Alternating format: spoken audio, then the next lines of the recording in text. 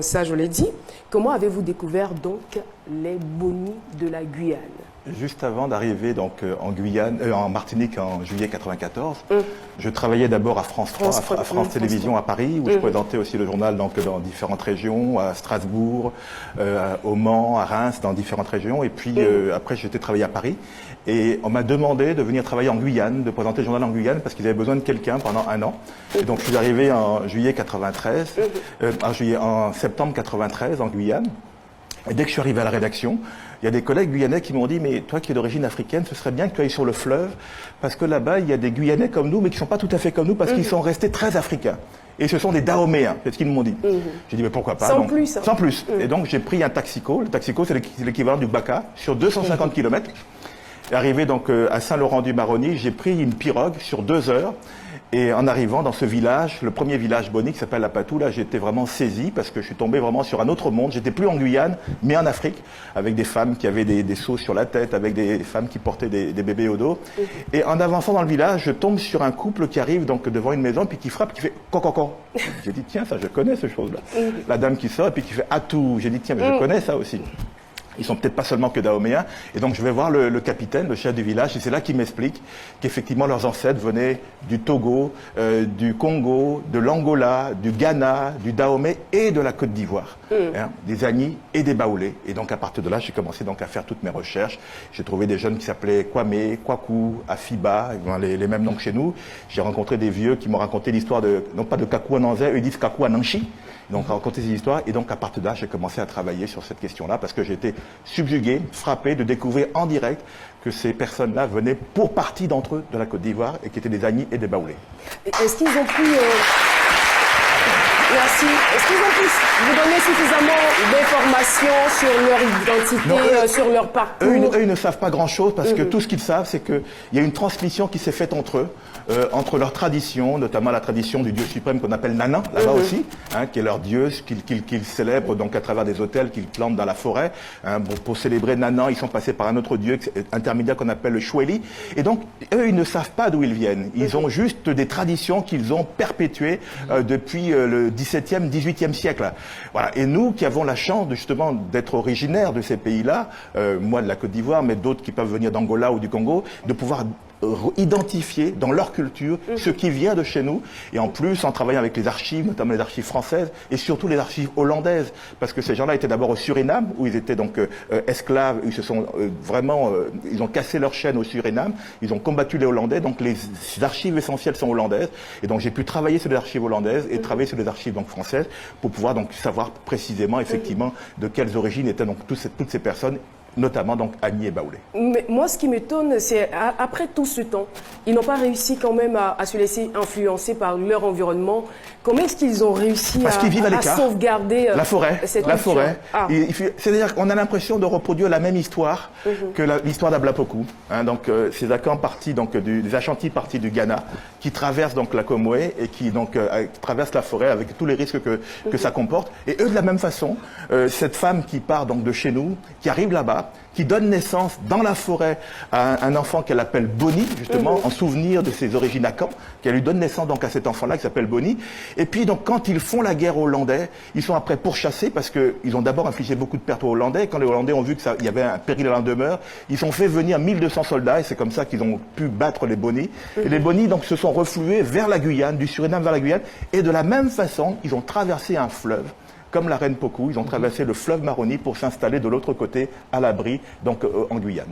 Alors, quand on est journaliste et pas historien, comment est-ce qu'on réussit à produire une telle œuvre? Les archives, de toute façon il n'y a pas de secret, ce sont les archives, ce sont seulement les archives qui nous permettent d'avoir des précisions sur les uns et les autres. Et les archives hollandaises sont très prolixes justement, ont beaucoup d'éléments sur Boni, sur ce chef qui a fédéré justement tout ce groupe d'esclaves insurgés, donc des esclaves qui venaient à la fois donc du Togo, du Dahomey, du Ghana, du Congo, de l'Angola, du Cameroun. Il les a fédérés, il leur a donné son nom, donc ce nom Akan, qui était le nom de toute la tribu, et ils ont mixé leur culture. On peut dire vraiment que les Boni sont les premiers panafricains.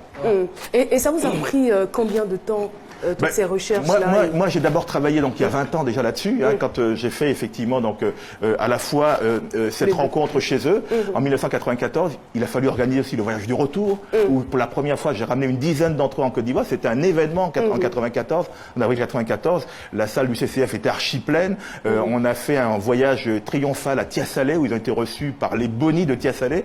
Ils ont été reçus également à Boisseau. Et puis donc après je suis passé à autre chose parce que je m'intéresse à beaucoup d'autres choses, notamment sur les Noirs dans les camps de concentration, sur Aimé Césaire que j'ai connu à la Martinique. Et puis 20 ans après, je me suis dit mais c'est pas possible. Chaque fois que je reviens à Abidjan, tout le monde me demande et les Boni, que deviennent les Boni?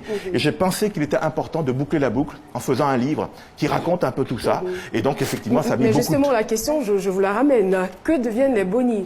Est-ce que le fait d'être venu aux sources, de connaître leurs ancêtres entre guillemets, est-ce que cela a changé, véritablement changé? Moi, je dis toujours que des gens qui savent d'où ils viennent sont déjà complètement différents de ceux qui ne le savent pas. Ils savent qu'ils ont plusieurs origines, mais au moins ils ont pu identifier des origines à Caen, très précisément, et ça c'est important pour eux. Et je vois bien, jusqu'à aujourd'hui, ceux qui étaient venus ici, notamment l'un d'entre eux qui s'appelle Jean Moussa, avec qui je corresponds, ils me reparlent toujours de la Côte d'Ivoire, c'est-à-dire qu'ils sont vraiment émerveillés de ce qu'ils ont vécu ici, parce qu'ils ont retrouvé une partie de leurs racines. Et c'est important. Maintenant, peut-être que d'autres iront aussi en Angola, au Congo, mais déjà ce qu'ils ont trouvé ici, ça a contribué à les fortifier. Et c'est important pour eux, parce que la première fois que je suis arrivé donc, dans ce village à Patou, je vais voir le capitaine, le chef du village, et je lui demande mais vous venez d'où? Il dit on ne sait pas. On ne sait pas d'où on vient. Et on sait qu'on vient de plusieurs pays d'Afrique. On connaît les noms comme ça, mais on ne sait pas d'où on vient.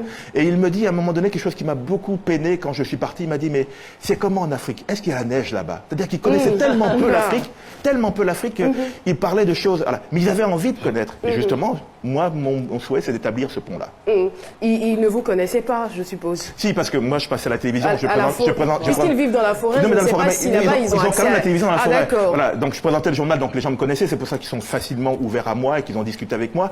Mais ce qui est important pour moi, c'est pas tant ma personne, c'est comment on peut faire ensemble pour établir des ponts entre nous, la Côte d'Ivoire, et tous ceux qui sont partis, qui se retrouvent aujourd'hui pour certains donc en Guyane, d'autres au Suriname, aussi dans d'autres îles de la Caraïbe. Il y a un grand chef dans la Caraïbe qui s'appelait Kofi, qui était l'un des plus grands insurgés donc dans la Caraïbe, qui s'appelait donc le chef Kofi. Il y a une statue donc de lui dans certaines îles de la Caraïbe. Et puis donc à établir un lien pour que nos enfants, nos jeunes ici savent que l'histoire de la Côte d'Ivoire ne s'arrête pas qu'aux frontières de la Côte d'Ivoire. Cette histoire, elle va plus loin, puisque des gens d'ici ont été déportés. L'esclavage nous a concernés aussi. Il n'y a pas que Gorée, il n'y a pas que le Ghana, il n'y a pas que le Fort Elmira. Nous avons été concernés. Il faut savoir que les Hollandais seulement ont déporté 95 000 Ivoiriens vers ces pays-là. Rien que les Hollandais, on pense toujours aux Français, mais on oublie qu'il y avait des Hollandais qui ont déporté des gens, les Anglais, les Brandebourgeois, donc les Allemands grosso modo, les Danois, ils sont tous venus ici pour déporter les Ivoiriens. Et rien que les Hollandais ont envoyé 95 000 personnes, et ça il faut le savoir, donc c'est important de savoir ce que sont devenus les gens qui sont partis d'ici, qu'ils soient Agni ou Baoulé,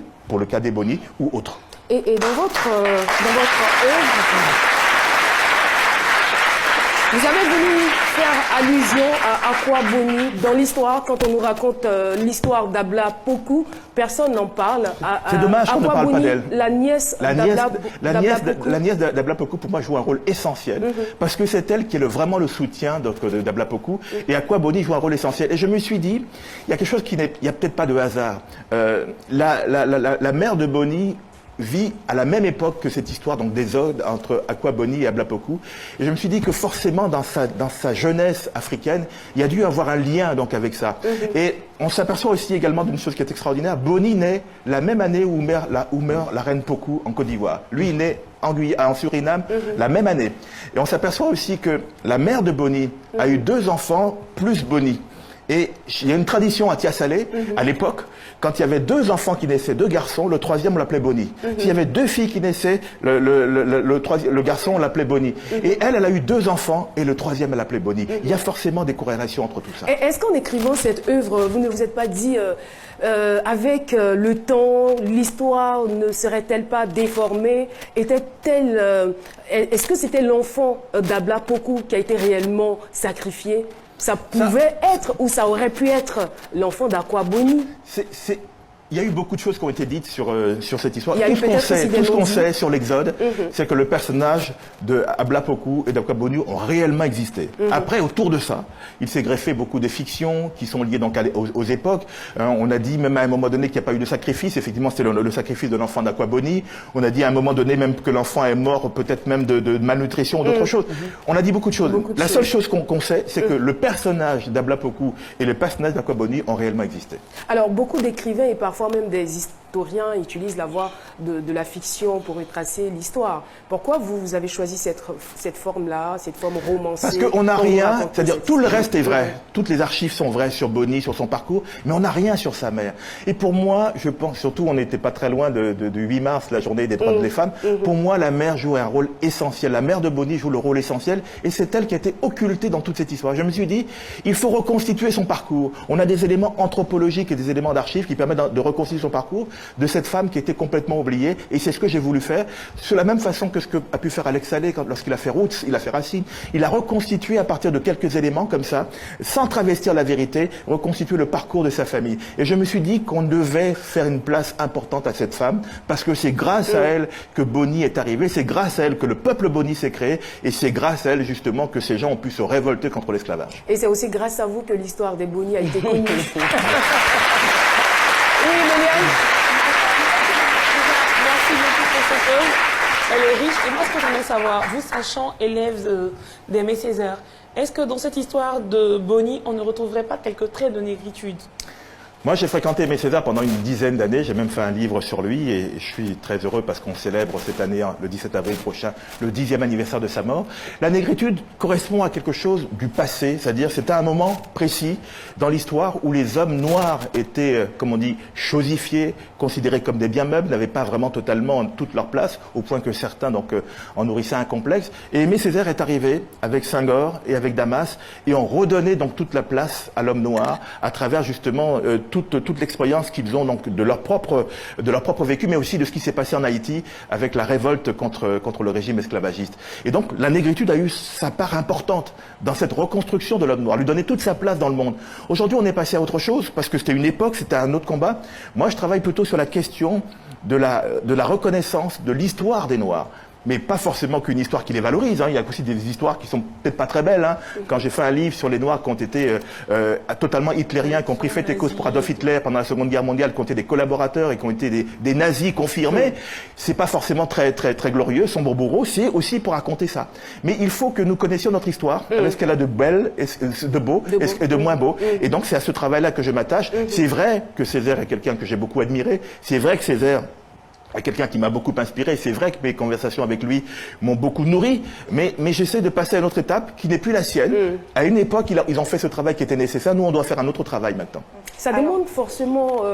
Je vous laisse parce que...